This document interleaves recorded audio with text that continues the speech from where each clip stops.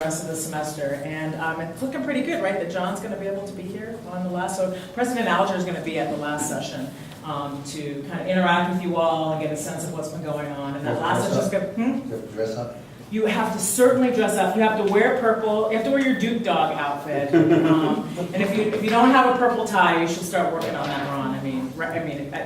Clearly, it's part of the JMU attire. Yeah, everybody wears purple that day. We are gathering with your mentors to kind of continue talking with them about the kinds of mentoring experiences that would help you. I'm well aware that, sort of either you really clicked with your mentor or, maybe it's an okay thing, it's not the best thing since sliced bread necessarily, but really try to keep in mind that they're meant to be this person outside of your department to give you broader, big picture advice. There's no sense in our mind at all that your MFA mentor should be giving you detailed information about what tenure, promotion, or what have you looks like in your department. I think we've been getting fairly good feedback in general about the mentoring experience.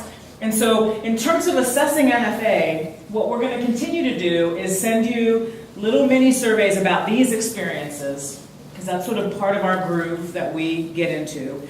And then at the end of the year, we have a much more comprehensive assessment plan that will continue to follow you. You'll think you've never gotten rid of us, like really another NFA survey. But we've got a fairly extensive research plan to lay out in terms of trying to find out how it impacts you long term. Okay? So if you feel like you're always assessing MFA, actually you're just assessing this workshop. And that provides us lots of great formative feedback. In fact, we sit down after each workshop, look at the feedback as we're planning the next one, and that's why we like to collect it kind of just in time. Okay, so today's goal is to really start down this much more detailed experience about trying to think about career planning. And I think we had a really great end of the semester session where you all created these sort of wonderful, lofty mission statements and thought big picture about your career. And really what I think we're going to do this time is start to really understand what the components and concepts are behind a career plan. We're going to really focus now on your professional plan. I think it's very good to have your mission plan be lofty and encompass more than your professional goals. But I think in order to sort of really lay out a track that you can start to follow, we're going to think very, very kind of focused on your professional issues. We're going to start to work on articulating career goals and concrete objectives that measure your progress.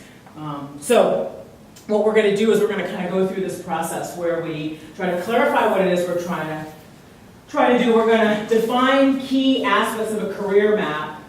We're going to turn those into a statement of purpose, develop goals and objectives, and sort of kind of try to glue it all together a bit. That's the plan for today.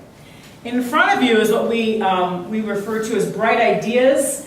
These are our kind of note-taking devices, and I don't know if we've delivered one of these for each one of the NFA workshops, but this is a particularly good one for that because it gives you some places to write, and then on the second sheet you can see a blank career map, which of course you'll have to have filled out and approved by me before you leave today. Just kidding. You already know it, I'm just kidding. All right, so questions? I think we brought extra pens and pencils. Anyone need a pen or pencil? Not bring one? Because you're going to be doing some writing. They're very exciting CFI pencils. And very non-exciting.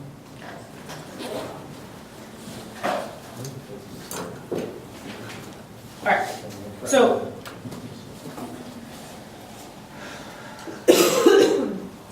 at first what we're going to try to do is think about what is the treasure we're trying to look for. What is it we're looking for? Where are we going?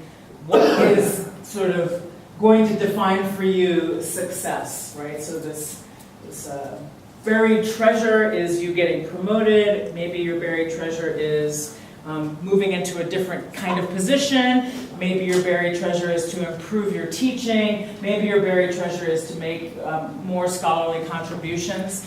And, I think we already kind of know, like, what happens in here stays in here, but I'm not asking you to out if you're interested in maybe pursuing a position somewhere else at JMU or what have you, I know you just got here, but I have no idea that sort of your long-term trajectory might involve staying here for a little while and going somewhere else. So you don't need to out any of that today. So sort of feel free to hold things within confidence for yourself. But if I just handed you a map of sort of like the middle of the ocean and said, here's where your treasure is, you need a little bit of help. You need to figure out how to get there. So there's one thing to know what treasure it is we're looking for, and there's a quite different thing to have a roadmap for that. And I will oftentimes, during this workshop, give you some sense from my own experience. I remember in my first year here at JMU, I was in a non-tenure track position. They didn't really have RTAs when I started. It's like 20 years ago now.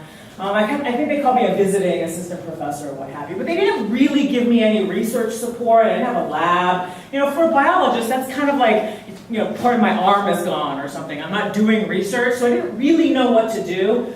Thankfully, that year, I had spent some time doing some career mapping through another experience that I had the chance to participate in, which has kind of heavily influenced this experience, I think.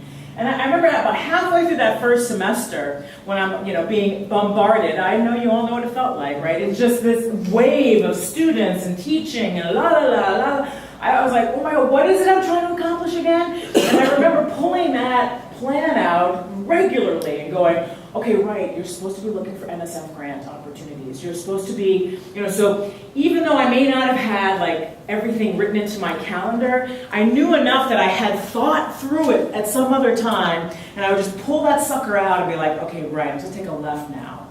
I'm not supposed to just keep going straight, because it's really easy to stay on the let's make the JMU student highway, let's just make them happy highway. Let's do everything we can to make the teaching good, and there's all these like side things that are driving by you, and you're like, yeah, whatever. No, I'm beelining it on the highway. And the problem with that is that a lot of those things that are on those exits or little excursions are super important for your career. And if you just stay on the highway, you're going to miss out on a lot of interesting sites potentially.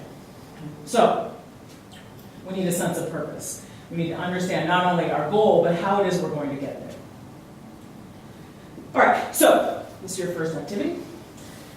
So coming out of this big picture missioning thing that you did at the end of the semester and having a semester under your belt, I want you to take a couple of minutes to write down on the back of those pieces of paper or in that little box, wherever you'd like to see, 2 or 3 things that you most like about your work.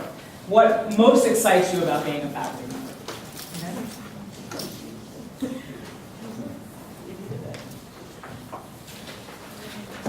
Okay?